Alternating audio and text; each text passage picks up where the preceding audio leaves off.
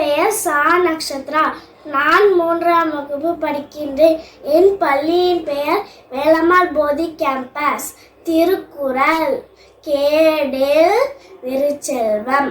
கல்வி ஒருவர்க்கு மாடல்ல மற்றை எவை. திருக்குறள் கதை. ஒரு ஊரில் ஒரு பொண்ணு இருந்தாள்.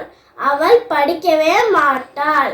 அவள் அப்பா அம்மா அவள் ஆசிரியர் எவ்வளவோ சொன்னாங்க.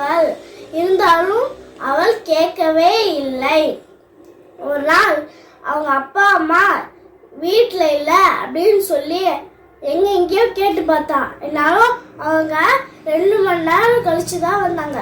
எங்கள் அப்பா அம்மா எங்கே போனீங்க அப்படின்னு கேட்டப்ப நாங்கள் லைப்ரரிக்கு போனோம்.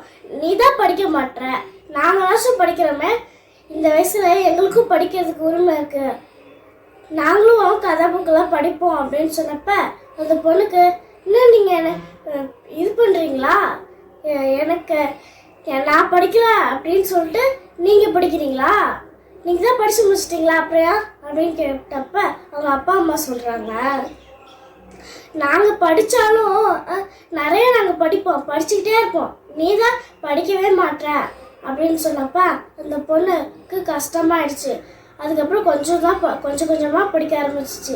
அப்புறம் 100க்கு ஒரு நாள் 80 வாங்குச்சு. அப்போ அவங்க அப்பா அம்மா, நீ நான் கொஞ்சம் கொஞ்சமாக படிக்க ஆரம்பிச்சிட்டேன் அப்படின்னு ஹாப்பி ஆனாங்க. அதுக்கப்புறம் 100க்கு 100 அவள் தான் கிளாஸ்லே ஃபஸ்ட்டாக வந்தா. அவங்க அப்பா அம்மாவுக்கு ரொம்ப சந்தோஷமாயிடுச்சு, ரொம்ப சந்தோஷமாயிடுச்சு. இப்போ நான் 3 குறிக்கோள் சொல்கிறேன்.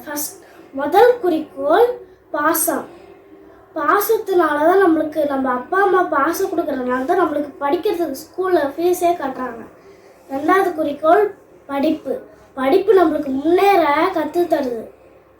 3வது குறிக்கோள் விளையாட்டு. விளையாட்டுனால நம்மளால என்ன வேணால் பண்ண முடியும், நிறைய விளையாட்டு பண்ணலாம். அதுலேயும் நம்ம சாம்பியன், நம்ம நிறைய பேர் எல்லா தகுதியுமே வச்சுருக்காங்களா, அவங்களெல்லாம் நிறைய பெருசாக இந்த மாதிரி கலெக்டர், டாக்டர், போலீஸ் இந்த மாதிரி நிறைய பேர் ஆகுறாங்க. அதே மாதிரி பாசம், படிப்பு, விளையாட்டு இருந்தாலே எல்லா தகுதியுமே அவங்களுக்கு இருக்குது. அவங்க ஆசைப்பட்டதில் அவங்க ஃப்யூச்சரில் ஆகலாம். நன்றி, வணக்கம்.